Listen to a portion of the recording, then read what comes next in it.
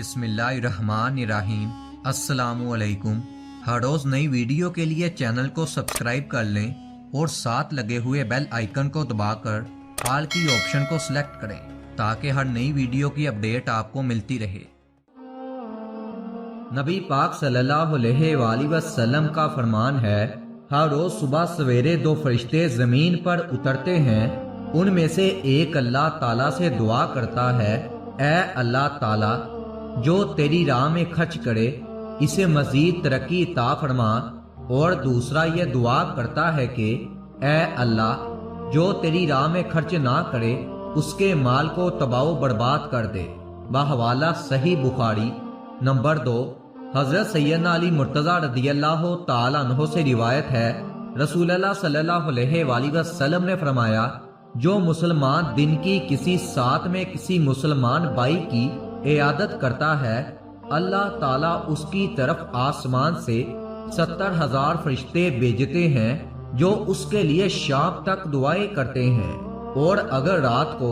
کسی بھی ساعت میں ہدایت کرتا ہے تو فرشتے صبح تک اس کے لیے دعا کرتے ہیں۔ بحوالہ کنز الایمان۔ نمبر 3، حضرت عبداللہ بن عباس رضی اللہ تعالیٰ عنہ بیان کرتے ہیں کہ اللہ کے رسول نے فرمایا، اپنے جسموں کو پاک کرو تاکہ اللہ تبارک و تعالیٰ بھی تمہیں پاک کر دے،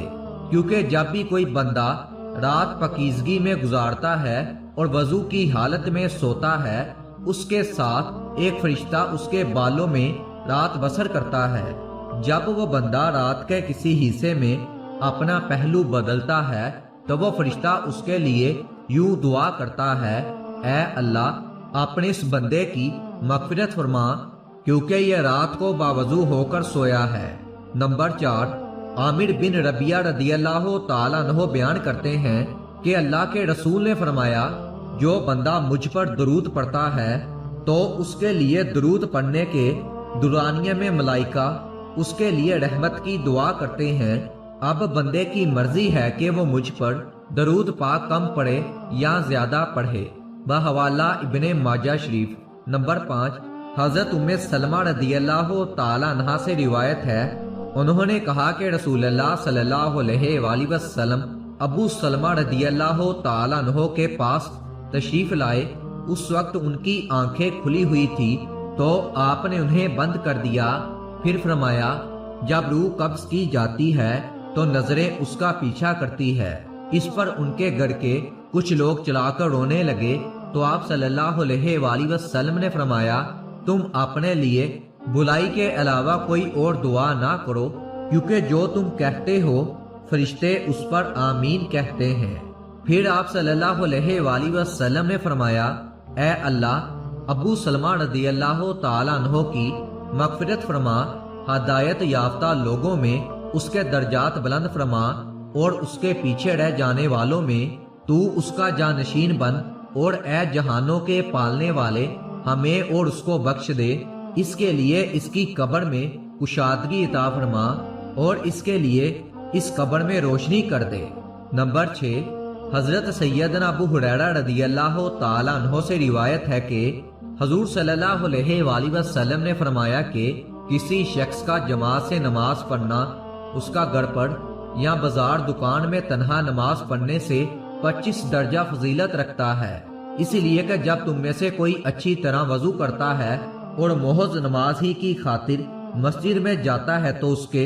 ہر قدم پر اس کا ایک درجہ بلند ہوتا ہے اور ایک گناہ مٹا دیا جاتا ہے، یہاں تک کہ وہ مسجد میں داخل ہو جاتا ہے، اور جب وہ مسجد میں پہنچ گیا تو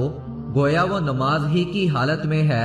جب تک کہ وہ مسجد میں نماز کے لیے رکا ہے، اور جب تک وہ اپنی نماز کی جگہ پر بیٹھا رہتا ہے تب تک فرشتے اس کے لیے دعا کرتے رہتے ہیں کہ اے اللہ اس کی مغفرت فرما، اس پر رحم فرما اور اس کی توبہ قبول فرما، اور دعا کا یہ سلسلہ اس وقت تک جاری رہتا ہے جب تک کہ وہ کسی کو کوئی اذى نہ پہنچائے یا اس کو کوئی حدث لاحق نہ ہو۔ بحوالہ سند ابو داؤد۔ نمبر 7، حضرت ابو ہریرہ رضی اللہ تعالیٰ عنہ روایت کرتے ہیں کہ جناب رسالت آپ صلی اللہ علیہ وآلہ وسلم نے فرمایا، ایک نماز کے بعد دوسری نماز کا انتظار کرنے والا جہاد فی سبیل اللہ کے ایسے شہ سوار کی طرح ہے جسے گھوڑا اپنی پشت پر لے کر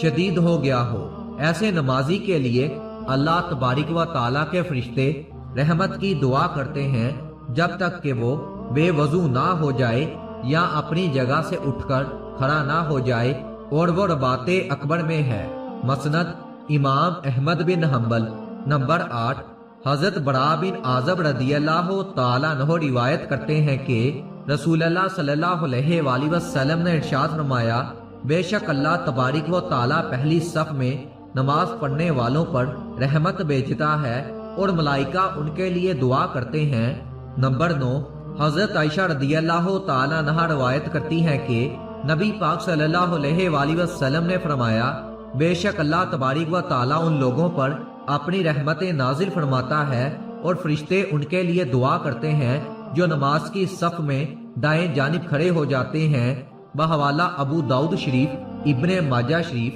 اور بے شک فرشتے ان کے لیے دعا کرتے ہیں جو نماز کے لیے صفوں کو جوڑتے ہیں، اور جو شخص صف میں موجود خالی جگہ کو بھر دیتا ہے اللہ تبارک و تعالیٰ اس کے اوسط اس کا ایک درجہ بلند کر دیتا ہے۔ بحوالہ ابن ماجہ شریف۔ نمبر 10، حضرت ابو امامہ رضی اللہ تعالیٰ عنہ روایت کرتے ہیں، جناب رسول اللہ صلی اللہ علیہ وآلہ وسلم نے فرمایا، جو لوگوں کو خیر کی تعلیم دیتے ہیں ان پر اللہ تعالیٰ رحمت نازل فرماتا ہے، اور اس کے لیے فرشتے مخلوقات سمائی والارض یہاں تک کہ چونٹی بھی اپنے بل میں اور مچھلی سمندر میں اس کے لیے رحمت کی دعا کرتی ہے۔ باحوالہ ترمذی شریف۔ نمبر 11، سیدنا عبداللہ ابن عمر رضی اللہ تعالیٰ عنہ روایت کرتے ہیں کہ جناب رسالت آپ صلی اللہ علیہ وآلہ وسلم نے فرمایا، بے شک اللہ تعالیٰ سحری کرنے والوں پر اپنی رحمتیں نازل فرماتا ہے اور اس کے فرشتے اس کے لیے رحمت کی دعا کرتے ہیں۔ باحوالہ امام احمد بن حنبل رحمۃ اللہ علیہ۔ سیدنا ابو درداء رضی اللہ تعالیٰ عنہ سیدنا ابو ذر رضی اللہ تعالیٰ عنہ سے روایت کرتے ہیں کہ رسول اللہ صلی اللہ علیہ وآلہ وسلم نے فرمایا، جو بھی مسلمان اپنے بھائی کے پس پشت اس کے لیے دعا مانگتا ہے تو فرشتہ کہتا ہے کہ تیرے لیے بھی اس کی طرح ہو۔